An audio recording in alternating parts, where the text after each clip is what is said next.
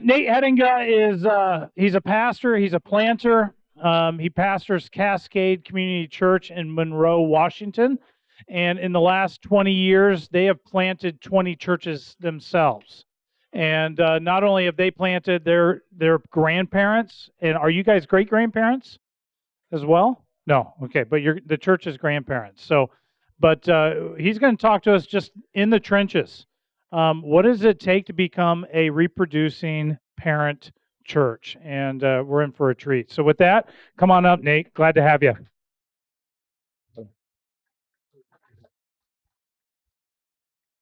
All right, it's a little less like a microwave in here, but they're working on it. They're trying to get the air down a little bit.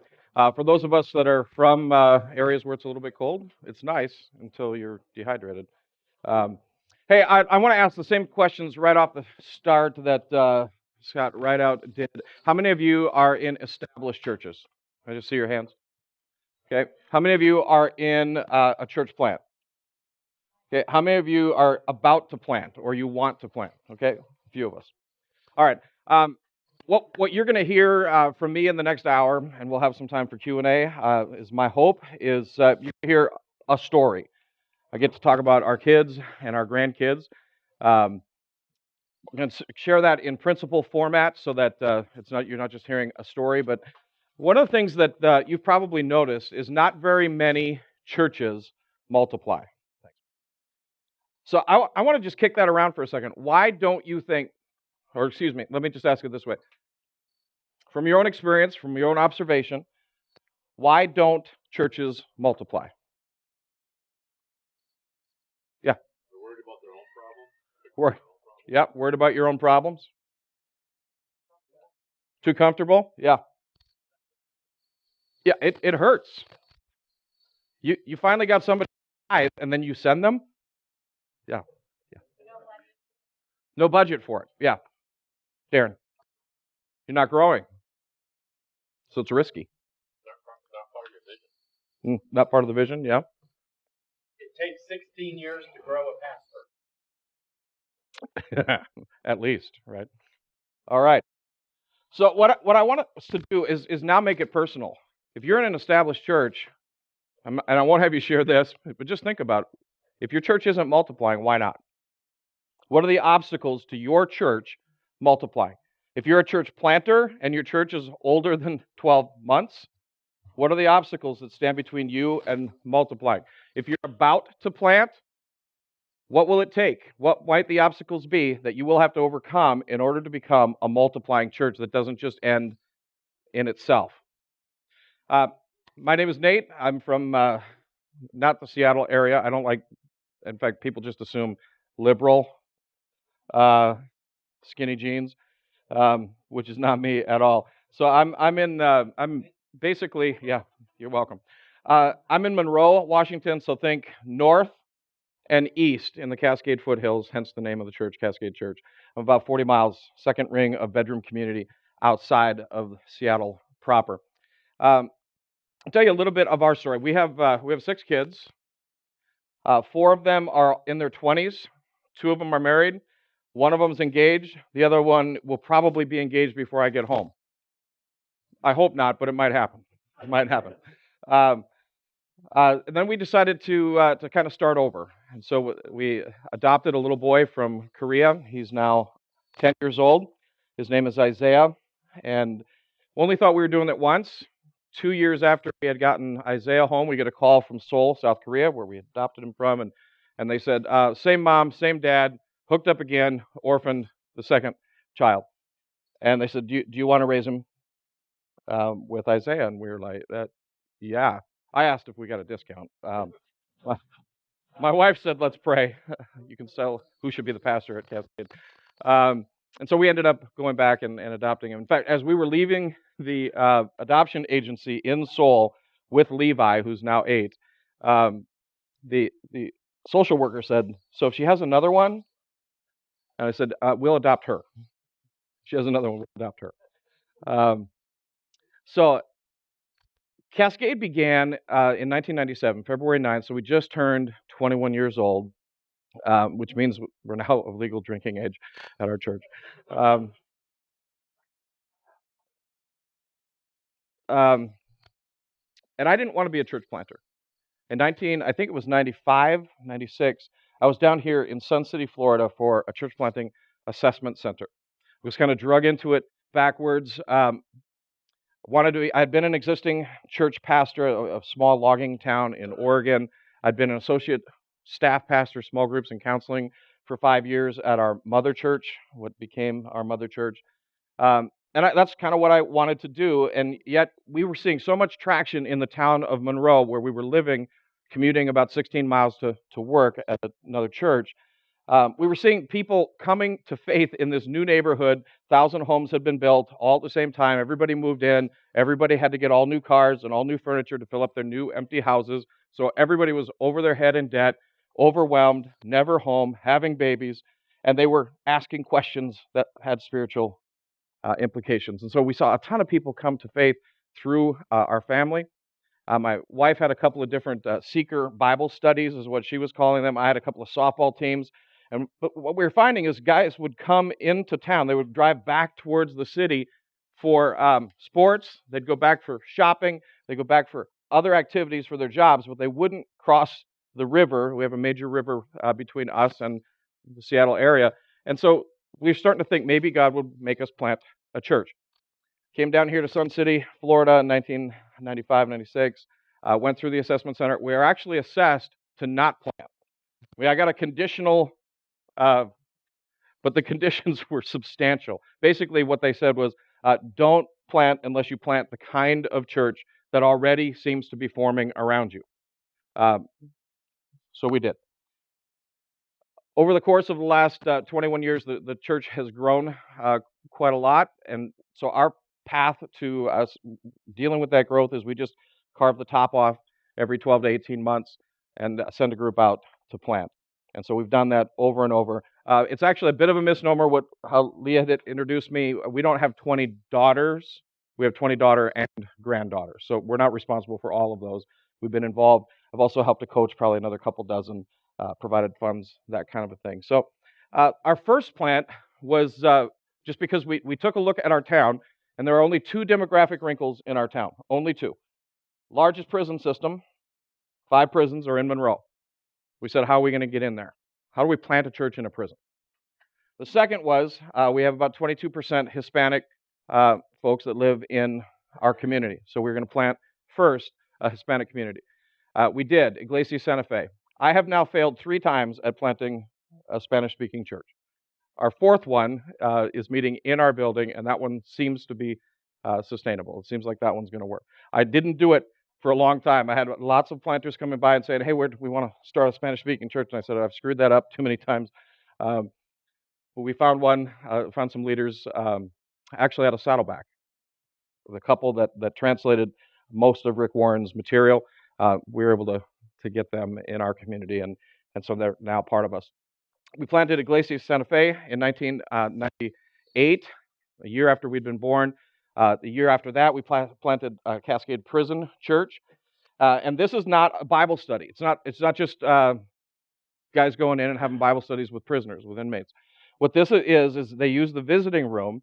As far as we know, it's not being done anywhere else in the States. I'd love to see it be transplanted. But the guys that are on good behavior are able to meet and have a worship service with their family and friends in the visiting center. And it's a huge, huge deal. It's changed let's see if I can get this word, recidivism, right? I did it. A little round of applause. Thank you. Yeah. It's changed that rate substantially, and so they've allowed us to do it in 2 and now in 3 of the prisons that are there on the hill. And we have a guy who we pay full-time, who is not at the office ever, unless he's coming by to get stuff. And that's what he's doing. We had a 3rd plant that we tried to do in Spokane. So if you know the state of Washington at all, Spokane is like in a different country. It's on the other side of the state. It's on the dry side. It's on the Republican side of the state. And we sent a couple over there. We sent 2 of our elders with them. We funded them a couple $100,000. And 18 months in, they said, this is too hard. We're out. And my elder said to me, maybe this is too hard. Maybe we should be out as well. Because we had failed a couple of times already.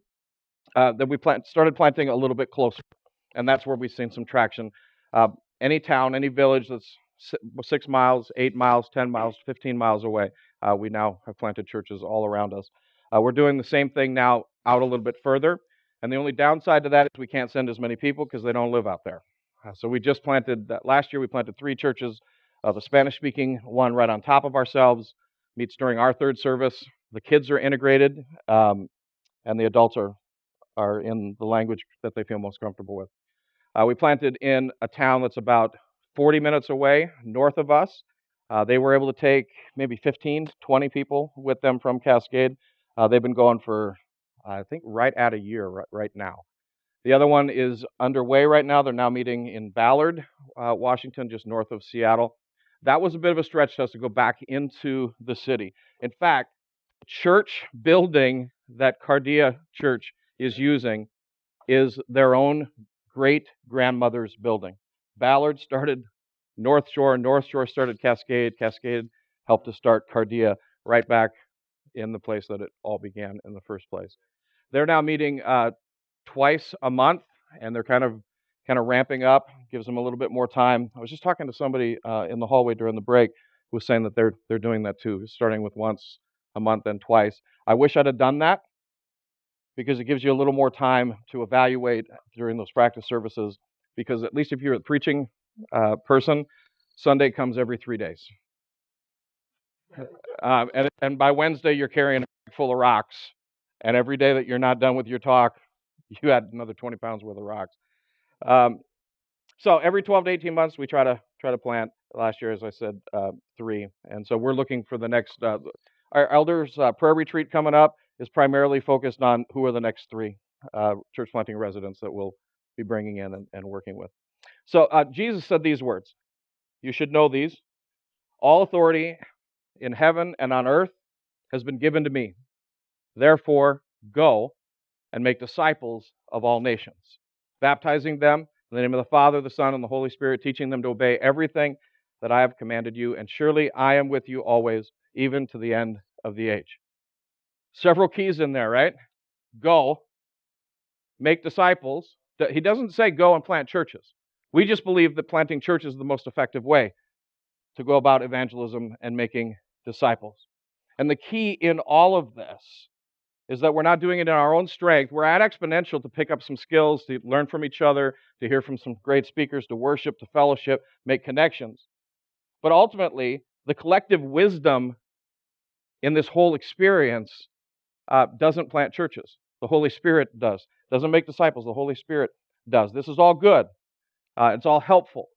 We got to keep track of the main thing, keep it the main thing. So I'm going to cover 3 different areas and then just some principles that we've picked up. The first is structuring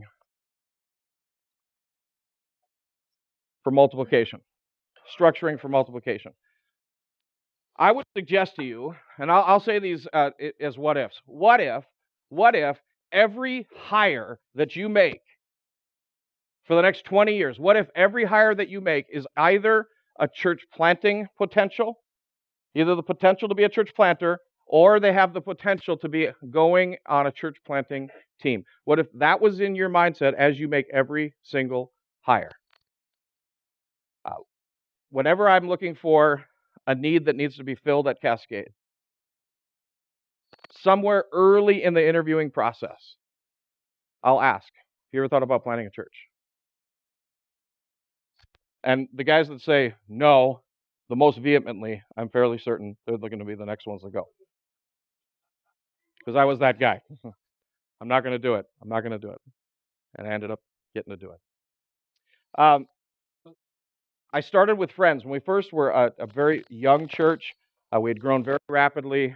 We started with 70 adults, about 45 kids that we took from our mother church. We grew very, very rapidly. I think the first Sunday we were 360. By the end of the first 90 days, we were over 500. And so all of the stresses and things that come with that, we got to live. And in fact, that wasn't our goal.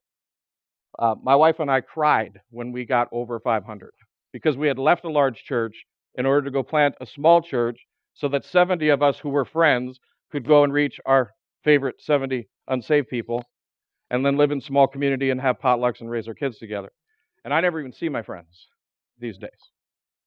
And a lot of them left because their expectations weren't met with reality. And so I began to hire friends, the guys that I'd gone to Bible college with, guys that I went to seminary with, and I would find them and ask them, have you ever thought about planting a church? And they'd say, no, not really. Well, I got a job for you anyway. And so the first couple of hires were guys that I knew something about their story. I knew that it would be a fit, as Scott spoke to us just a little bit ago. I would also hear of guys that were on staffs of other churches.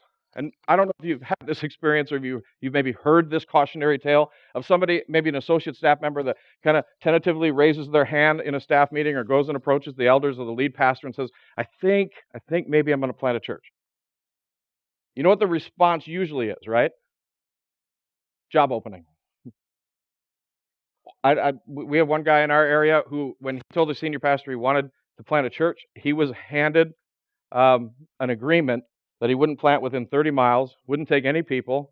But I mean, that happens when we're building our kingdoms, not the kingdom of God, right? And so I would hear of that kind of stuff happening, and I just have sticky fingers. So I would say a principal, have sticky fingers when it comes to looking for potential church planters. I've probably brought 10, 12 of those guys on staff over the years that just were not going to be welcome to plant a church out of their church of origin. And so we steal them. I steal them from other denominations as rapidly as possible, often with permission, sometimes not. My mother taught me a long time ago, it's easier to ask forgiveness than permission. She didn't teach me that till I was in college, by the way. All right, so oftentimes I'll have staff members who will be with me for a period of time, who then will begin to become annoying. Because, okay, maybe you've noticed this. If you're a parent whose kid has come through their teens, as they get closer to leaving the house, they get more critical. You notice that? That's just natural human behavior. We get more critical. Why? Because if I'm about to launch out and go do something on my own, then I'm starting to think about, that's not how I do it. Dad's an idiot.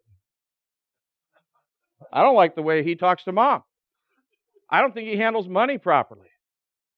Right? That's where you start getting those tensions, and that happens as well with staff or with key leaders, lay leaders, where they just start to get more and more critical. And often, when I see that, it took a lot of years to finally stop just reacting back to them, but to start saying, maybe you're ready to plant a church, because I'm tired of you. And I'll have the same conversation with those potential planters, staff members, or key leaders that I will have with my own kids as each of them has gotten to the age of 17, 18. Same conversation. You don't have to be a jerk. At some point, I'll explain the process. You're going to get a little bit more critical, and that's good. That's how God designed the thing to work. You'd never leave home, and we want you to go. So get critical. Think through how you'll do this on your own. But you don't have to be a jerk. You don't have to go through teenage rebellion. You really don't. Like, it's an option to love your mom and I well all the way through the process. We want to cry when you leave. Sad tears, not happy tears. Same thing in church planting. Another thing regarding structuring. First is what if every hire were a potential planter or plant staff? Second, what if every ministry leader was raising a puppy? What if every ministry leader was raising a puppy? You know what I'm talking about? What if everybody had someone that just follows them around? And so we encourage that. We try to get all of our staff members to have somebody who is their puppy, their resident, for lack of better words. Right now, mine is a guy named Stuart. We sent him to Alaska, where it's 55 below, because he wants to plant a church in the circumpolar north. He'd never been to the circumpolar north, and so we said, I got friends in Fairbanks. We can have you sent to the circle. And so we're gonna find out how you do with cold and how you do with dark. deal with dark because it was only light a few hours a day up there, 55 degrees. We just had this last Sunday, he did the opening video, the welcome video, shooting it in 50 below. So he's got the frosted beard and the frosted eyelashes and all that, and he did the welcome. And but he follows me around. So probably 3 times a week, Stuart will pop into my office and say, do you have any meetings today that I can just hang out? And so I'll take him to elder meetings. We kick him out. He knows if we're going to cover something that we don't think he needs to hear. But usually, he'll need to hear it. He needs to hear the elders chewing on my leg a little bit and me chewing on theirs. Somebody that just follows you around. What if every staff member, every key leader had somebody who they were developing? That's just it. Just developing someone. And then, this is the more difficult part to get everybody to buy into. That person that you've spent the time developing, they are free to any plant. They can go. So you're always going to be raising up someone, and then you're going to see your investment go somewhere else. And then you're going to find somebody new. You're going to see them go somewhere else. Or you have to at least be open to that, be ready for that. And there are times when that is more painful, and where staff will come back and say, this is a really dumb thing that you make us do. This hurts a lot, and it does. In this process, sometimes key leaders will leave. And sometimes whole ministry pathways will get shut down. When we planted a church called Adventure Church in Duval, it's about 8 miles away from Monroe, from Cascade. When we planted that church, Randy Lawrence was the planting pastor. He'd been on my staff for 6 years. He was one of those guys that I'd known from college and graduate school. And we sent him out after 5-6 years. He was the men's guy at the time. And so you know who he took with him? The entire men's team. And our men's ministry was horrible for about 5 or 6 years because he took everybody. But we had to be able to say what we're doing is worth that price. Same thing when we planted our evangelism pastor. Aaron Day helped me plant Cascade. We planted with a team. I'll get to that in a little bit. And he was the evangelism gifted guy on staff. He was our youth pastor when we started. He had transitioned to doing Alpha and outreach. When he went, he took everybody in the whole Alpha team, the evangelism team, and we struggled to replace that. Now, I always tell the planters, I want you to hand off your ministry responsibilities to somebody that you've raised up, somebody that you've trained. That almost never works because everybody they've spent significant time with trusts them enough to go with them. So conceptually, we say, we want you to start a ministry, we want you to hand off the ministry, whatever it is, but almost always we're left holding empty file folders, trying to figure out how do we redo this thing. But it's easier for a mother church to handle the reload than it is for the baby, and so it's worth sending. Second, I'm starting to get into it a little bit, talk a little bit about structuring for multiplication.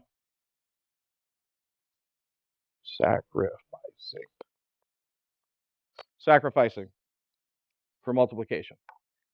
I'll just start with the big one, the one that usually gets listed first. We just don't have the money for that. Our budget's full. Our budget's all spoken for. I heard Andy Stanley speak on the topic of generosity a number of years ago. It radically changed how I view money at our church. He did a little exercise with the room, and the first thing he said was, write down the number of your annual budget. So we wrote it down. Ours at the time was a couple million. He said, now, I want you to consider the square footage, the actual footprint of your facility or your rental or whatever it is. What are your assets? What's your budget? And what are the fixed assets that you have? And then he said, I want you to imagine, this is an alternative universe, I want you to imagine that you had that budget and those facilities, and you could start with that. What would you do differently than what you're doing now? And he said the gap between your reality and what you would do if you just got a blank slate is a stewardship problem for you as a leader. And if you're walking down the hall and you're thinking, oh, that staff member, I know I need to have a conversation, or I know I need to let them go, I know I need to do something. It's a stewardship issue for you. And so money is a difficult thing. And so you got to build it in. You got to structure it. When we planted Cascade, we had the model in our mother that we just tithed 10% of our general fund. So every dollar that came in offerings, 10% went back out the door to church planting, outreach, missions. So we started with that. And then I went and started a doctoral program.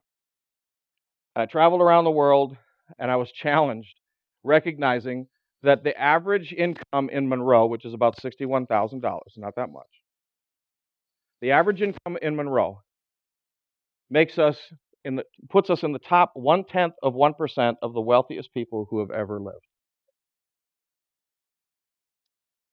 If most of the world lives on less than $2 a day, which is true, then we are in the top 10th of 1% of the wealthiest people who've ever lived.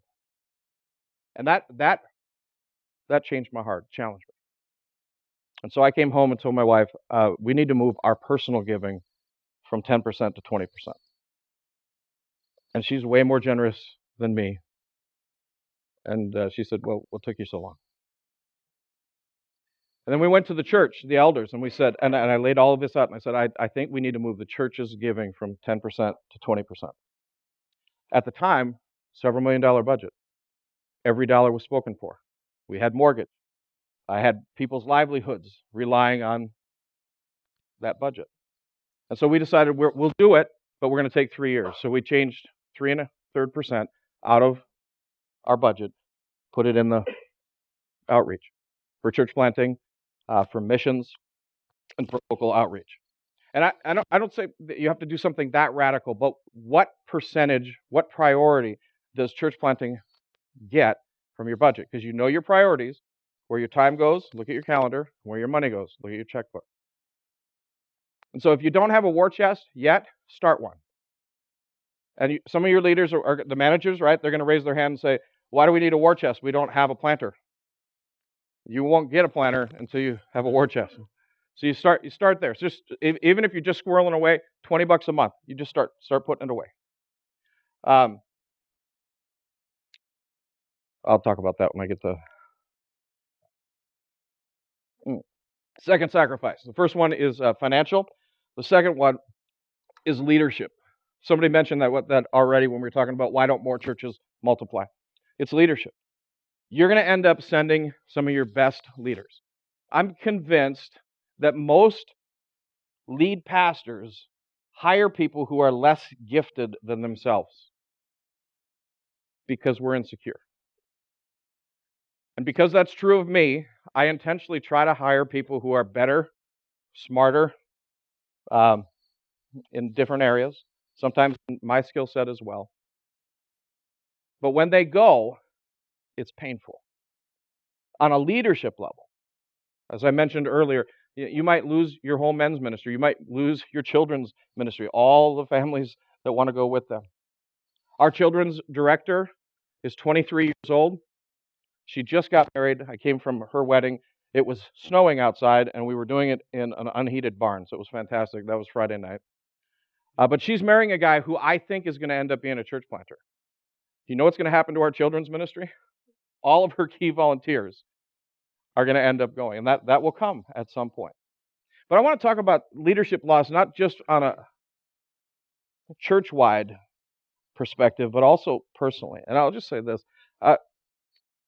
There is a tremendous amount for the lead pastor of personal pain in planting.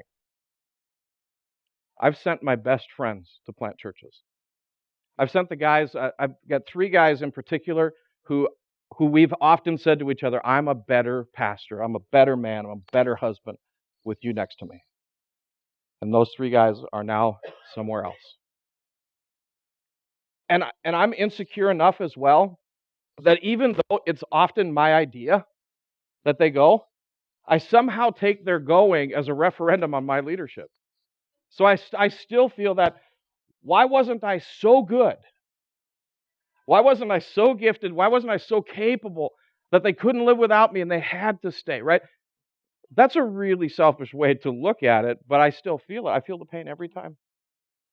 We have 2 lists in our house as far as honey-do lists. One of them is stuff Nate can do and he won't get mad. and the other is stuff we're going to hire a guy to get to do. And so every year, my wife Amy will probably 3-4 times bring in a guy named Scott Reifers, retired fire captain. He'll put $20 an hour. He'll charge us $20 an hour. We'll write the check to Cascade Prison Ministry, the church up there. He was over at our house 2 weeks ago, and he pulled me aside, and he was nervous. And he said, Laura and I, his wife, we've decided to go to this church plant. It's a plant that's 6 years old. And I said, good. And inside I'm thinking, he's been with me since I first announced we're going to plant a church. They've been in the top 10% of our tithers every year. They serve so well. They've never created a problem. They've only created solutions. I love Scott and Laura. And after he left, with tears in my eyes, I turned to my wife and said, I know this is good, but why does it feel so hard? And he was feeling it too, because he said, you're still going to call me, right? Even though I'm going to be at High Point Church, you're still going to call me and have me do the stuff that you don't like to do. I said, well, it's not just that I don't like it. I'm not any good at any of that. Maybe someday I'll grow up and be a real boy, but for now, it hurts. Now, for Scott, you know what he told me when I said, why now? Why after 21 years? He said, because I'm ready to be a fourth chair leader. I don't know if you're familiar with that language, but basically, I'm ready to go. I've been sitting too long. It's too comfortable. It's too easy for me here. And so I'm going to go where the church is 120, and I'm needed. And if I don't step up, if I don't lead, it'll be noticed. So we bless them. And I'll just say again, too, leaders almost never leave well. As much as we talk about it, and I will go and meet with the core team of the church plant, and I'll have the same adolescent conversation, right? You don't have to be a jerk before you go. You don't, because here's what happens, right? You probably have seen this. A critical spirit in a church planter or in a church planting core team doesn't leave. It's like a family of origin issue. It stays with you. And I tell the planters, especially if they are more critical in general, say, listen, in 2 years, all the critique that you're dredging up related to me or to Cascade or to our leadership, eventually nobody's going to remember who I am or care. You know who the next target is? If you create a critical spirit in your plant, if you're planting to go show the world how to do it right finally, that'll come back to bite you. That spirit never leaves the church. You'll have to repent of it in 20 years when your church is dying and somebody comes in, do a postmortem, and maybe restart. I think that whole issue of leaders leaving well, it's not a problem to solve, it's a tension to manage. You feel the difference. And what I found as well is it usually takes about a year for the planters, almost all of them. It takes them about a year to come back and apologize. One in particular took 9 years. His wife was dying, one of my wife's closest friends.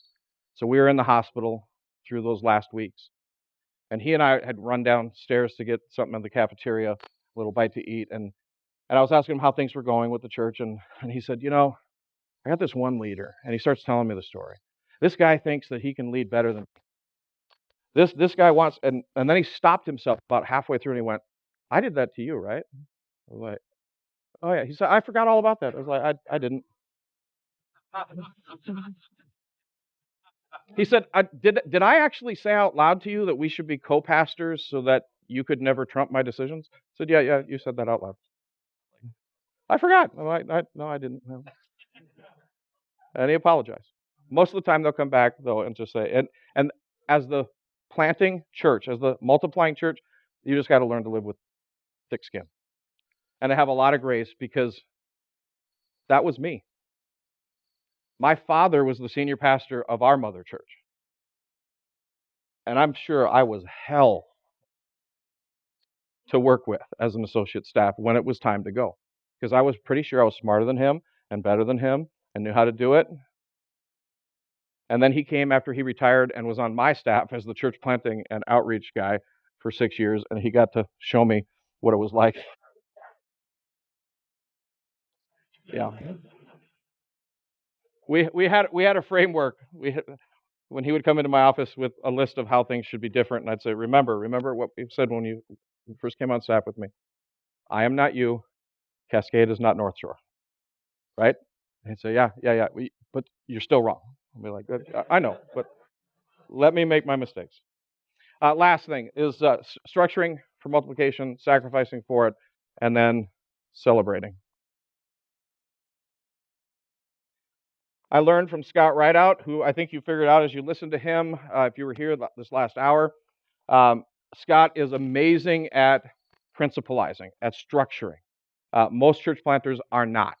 And I'm in that category. I'm in the visionary side of things. I do not structure things very well. And what I learned from Scott years ago was celebrate what you want repeated. Celebrate what you want repeated. And when it comes to multiplication, that's true as well. So, what if you were to talk about church planting, even if it's just that you have a desire to multiply? If your people never hear stories of multiplication, they're going to be resistant because they don't know anything about it. And so celebrate. Every time a plant is being born anywhere in your network or anywhere in your city, stop and pray before you preach. Just say, hey, this morning there's a new church smell on the other side of town. And we're going to stop and pray right now because we remember 21 years ago, barely, but we remember what that was like and the rush before we opened the doors for the first time and wondering if the children's services were going to work and wondering if the coffee maker would break down, wondering if the PowerPoint would work, all of that kind of stuff. So stop, pray. Talk about it from the platform. Have planters show up and give a 5-minute little update of what's going on. Message illustrations. I'll try to work in a church planting, a church multiplication message illustration every so often just to make sure it stays on everybody's radar. Because you know what happens in the church, right? About 6 months in, entropy occurs, and it's no longer looking outward. The older a church gets, the more voices are saying, we need to circle the wagons. We can't keep reaching lost people. We're not even discipling the ones that we have. Anybody heard that? We can't do more outreach. What are we going to do with more babies? We need them to grow up. We need them to start giving. We need them to start serving. And so if you're the lead voice or you have influence to the lead voice, that position has to be relentlessly outward focused. I'm the guy on our elder board, even though I'm not an evangelist. I do evangelist. I'm not gifted as an evangelist. I do it really, really poorly. I get on an airplane and give the person next to me the look that says, please don't speak to me for the next 6 hours. Not an evangelist. But I'm the voice who's relentless about saying, when's the next alpha? Who's the next church planter? How are we going to reach that community? Because everybody else is saying, circle the wagons. I need more budget for my stuff. We need to draw in. Our daughter churches, when they're raising up from within, if a resident is getting ready to go, I have them preach. Usually they're in a place where they need reps anyway, and so we've got them preaching, teach in different places, but I'll put them on the platform periodically. And then just before they launch, they get 3 weeks. And so I'll put them up 3 weeks in a row. Every week I'll get up and say something like, you're about to hear this guy preach, and as he's preaching, I want you to ask yourself, could I listen to this dude for the next 10 years? And if you think maybe you could tolerate him, maybe you're called to go. And if you go, I don't always say it quite that way, but I did a couple times and they got mad at me. But I'm releasing in that moment as well. I'm celebrating and saying, we're about to launch, and we want you to consider going. And that planter will get either an unrestricted or a somewhat restricted hunting license where they can go after any elder, any staff member, anybody in the church. Sometimes the church is in a season where I'll say, these 2 staff members are off limits. They're not in your hunting license. Everybody else, you can take. And then I'll usually have a conversation on the side and say, there's actually 3 that are driving me nuts. You could consider working hard. Take them. Take them.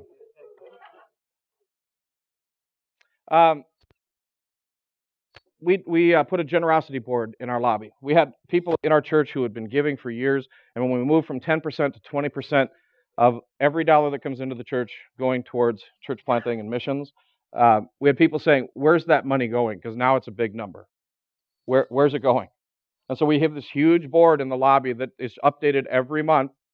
It's a chalkboard, so it's updated with the new totals. So the running totals for 2018 are what's on the board right now. It's in 3 sections: church planting, local ministry, and then all of our missionaries. They're all on that board. And that rotates. We have different highlights and that kind of thing. But again, celebrate what you want repeated. And then we do a celebration reunion dinner as a larger church family, as a larger network. In our region, we're gathered in networks. I'm the church planting regional director for the Northwest for Converge. So I do that with 1 day a week, Thursdays. It's a job that should be being done by 2 people, but we're pressing in and trying to do it through networks, starting networks that then plant churches, help churches plant churches. But we do a reunion dinner where we get together, and what I find is the planters are excited about planting. They're excited about multiplying. Maybe some of their key staff are, but the elders are never in the room. They're never in rooms like this. Their spouses are never in rooms like this. And so we do a reunion dinner where every key leader in every church gets to come. They hear stories of the past year. They hear updates. They get some vision for what's coming. They hear some speaking. And it kind of helps to rally everybody at least once a year to say, hey, we're in this together. We need each other. We can do this.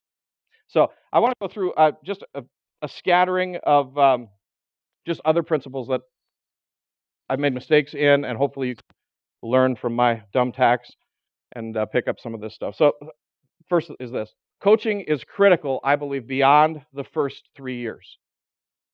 In a church plant, in multiplication, if you're the multiplying church, do what you can to help make sure that coaching carries on beyond the first 3 years. Because again, entropy will take place. And somebody from the outside, it can be helpful to just say to the lead pastor on a regular basis, what are you doing for multiplication? What's the next step to get you past that obstacle? And I've had several coaches over the years in my life. Apparently, it's dangerous to coach me because 2 of them that I've had have died. And so I'm finding another one. So if I ask you, I don't know. Second, just principle I've learned. The mother church pastor makes a lousy coach of his daughter church. And I learned that probably around the 4th or 5th daughter, because I was trying to do both. The reason that happens is, it was such a shock to me because I thought, I'm such a good coach. Why wouldn't I be the best one for this person? Well, because there's a switch that happens. In the early phase, I can be a great coach. But at some point, I stop caring as much about the health of that plant, and I'm starting to do damage control, at least in the back of my mind. I'm starting to think, oh, I should suggest that he go after this family or that family. But they give really well. And so I find that tension to occur, and so it's helpful, I think, to have an outside coach if you're the mothering pastor, the mothering church. Another thing, pay attention to your gut. You're going to be a multiplying church. Pay attention to your gut. Every time that I've had unease related to a church planter, a potential resident, every time I've gotten the assessment results and thought, I know that couple. I'm not sure that's completely accurate. Every time I've ignored assessment results, I've paid for it. Every single time. Listen to your gut, because that's the Holy Spirit saying, be careful. Be careful. Another principle, assess, assess, assess. The Converge Assessment Center is fantastic. If you're not Converge, at least utilize it. You can talk to Lee, talk to Sasha back here, and they will help you get connected to those. We actually in the Northwest do a 1-day assessment. So anybody that I think is a diamond in the rough, like I can barely see a glimmer through the dust, I'll send them to a 1-day because it's cheaper. And I can do that with 10 or 15 at a time. And then those that I feel are ready for a full assessment, they're going to be launching soon, potentially. We send them to the multi-day one, and they'll have every part of their life very well looked at by people who know what they're doing. Provide room for daughter churches to be different. Provide room for daughter churches to be different. They're going to have a different gift mix than you. They're going to be composed of a different team than you. And frankly, they just might be smarter or of a different generation. And they're going to try some stuff. And you might be thinking in the back of your mind, that is the dumbest thing I've ever heard in my life. I see this all the time with our daughters and granddaughters. I think, what is wrong with you? Even the names of the churches sometimes. I'm like, seriously?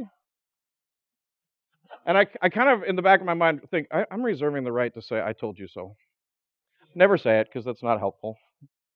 But they're going to do some things better than you. We are now adopting ministry ideas, marketing ideas, sermon series from our daughters, not just the other way around. We're learning from them. They're breaking new ground, and the millennial generation is going to do things differently. Do they have your permission? Because they're going to do it anyway. So you might as well bless it. Try to coach it. Clearly communicate expectations. Man, I've learned this the hard way over and over and over. What will the mother church actually contribute?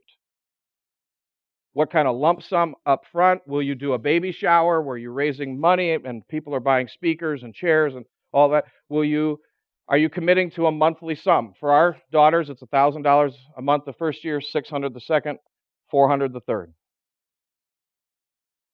And we finally put it in writing because I just thought I was losing my mind.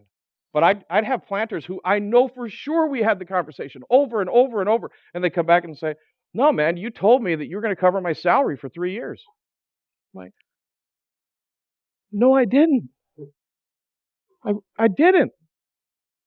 And I think it's almost the same conversation I have with my 8-year-old almost every day, right? Dad, you promised I could. No, I didn't. So we write it down. Who are you able to take? What kind of gear are you going to be taking? Church planters are notorious for taking as much as they can get. And they should. That's what I did. But mistrust or rankled relationships with staff can easily develop. And so we just try to write it down. And I always tell the planters, be nice to me, be nice to the elders, but be really, really nice to the support staff. You will get more out the side doors and the back door if you make friends, and be sure to give gift baskets to the assistants, the secretaries, the custodians, because they actually have the freedom to give you office supplies, and I'll never know about it. They'll give you access to and we've had a couple of planters where I had to pull them aside and say, you realize you just cut your own throat. All of the assistants hate you because you're so arrogant.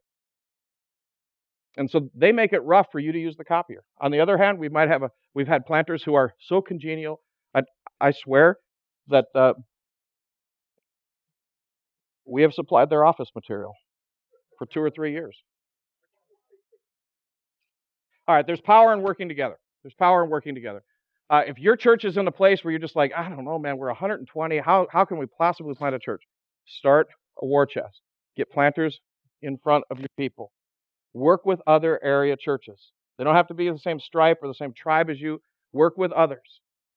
When we plant a church, a daughter, we'll have perhaps one mother. Perhaps we'll even have 2.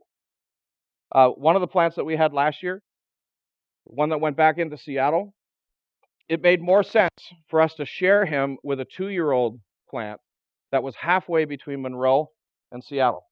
And so as far as that 2-year-old church was concerned, they thought they were the mom. My people thought we were the mom. But the planter understood he's got 2 moms. And both were able to be available to send money, to send people, to be praying for them. Leadership has got to own the vision for church multiplication. Not just the lead pastor, the elder team, and the key staff have a responsibility to guard the value of missional ministry. For us, we try to give planters the opportunity to absorb the DNA of the mother church. And so we bring them in either as associate staff or as church planting residents, depending on the needs that we have and how much money we have at the time. So we'll bring them in, and we want them for at least 12 months to be on staff, to be in the building, to be around us. They also have a better chance of taking people with them if they've been leading some ministry and they're known. People will go with them. And then, as well, send out teams, not just a single leader. I was a solo pastor in a logging community in Oregon. There were 70 people in the town. There were about 140 in the church when we left. And when we left, I knew I had to go get on a multi-staff team because I was not gifted enough to pastor solo. It just requires so many skills and so many gifts. And so we try to get plants to go with a team. And they don't have to all be paid. They can be bivocational, they can be volunteer.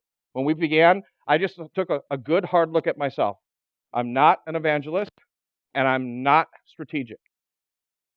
I can be, but it wears me out and makes me grumpy.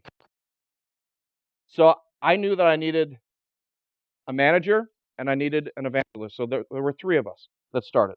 Those guys were working full-time doing other things. I was on the clock on a 3-year step down. So if the church didn't grow, I would have been doing what they were doing as well. Last, pray like crazy. You're going to get these kinds of tips, and we're going to learn from each other here at Exponential. But ultimately, as I said at the top, we don't plant churches, the Holy Spirit does. We don't build disciples. We don't save people. The Holy Spirit does. And that can't just be a lip service thing that we say, prayer should be at the core as you're building your team and as you're moving towards multiplication as a mother. That really has to be a consistent where you have people that are praying consistently. You have a team that is praying, that is interceding on their behalf. So I want to open it up. I've got a few minutes. And then one thing I want to ask you to do before you leave, but questions, stuff you want to throw. Yeah.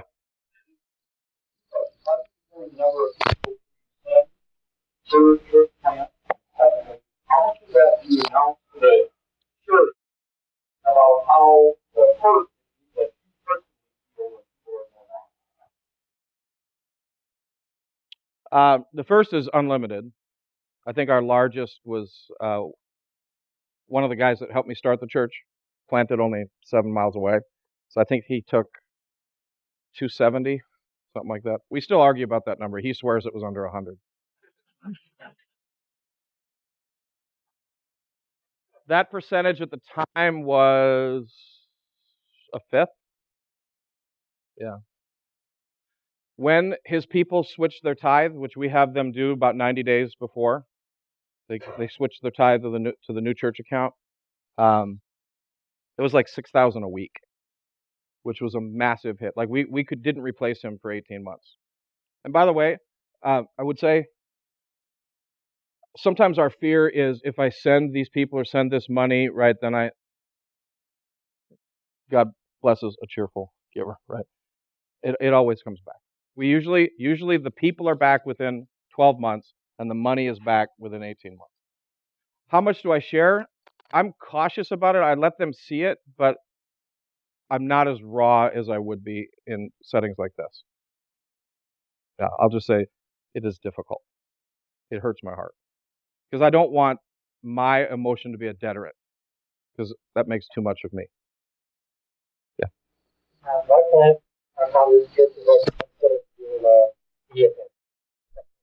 It's just my bias. Yeah. If I get hit by a bus, and personally, I don't want all the problems of all those people. So, like, I'm way more excited that there are 3 times, approaching 4 times as many people as in our daughter and granddaughters as there are at our site. Yeah. Yeah. Are all of these daughters and granddaughters part of a distinct Cascade movement? No. Or just, are they all Converge? Are they all whatever? Yeah, they're all Converge. No, they're not, unless it's on their website or you wouldn't know if you went to any of those churches that they were a daughter of Cascade. It's not branded at all. Yeah.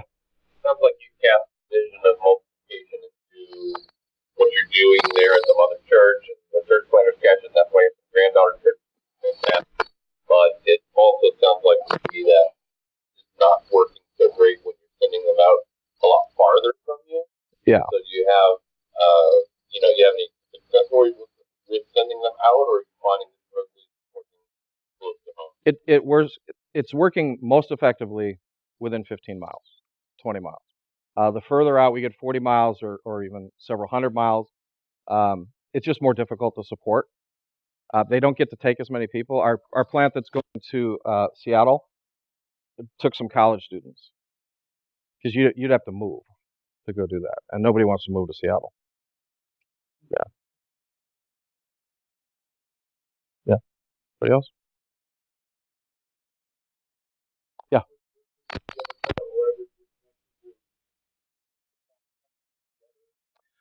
Yeah. Yeah. Another thing we learned from Scott in relation to generosity is Christmas. We take a special offering for a local ministry. Easter, special offering for a international ministry. That teaches the CEOs, the Christmas and Easter only people, that we're not about us. Because what we were finding is on those big days, giving stayed here and attendance went like this. Now giving is like that. So yeah, our Easter offering we're doing with 6 or 8 of the daughters are joining in. So yeah, camps, ministries, children's ministries, a lot of them are partnered up. Yeah. We've thought about doing reunions. We did a couple in the early days, and now it's pretty unwieldy, so we haven't done one. That's what the celebration reunion dinner does for us, but that's just leaders. All right, one last thing. Want to encourage you, because I gave you a ton of stuff. What's one thing that you'll do now to move your context towards multiplication? One thing that you'll do now. It might be start a war chest. It might be start praying about a planter. Might be getting a church plant up on your stage to tell a story. What's one thing that you'll do now to move your context towards multiplication? All right.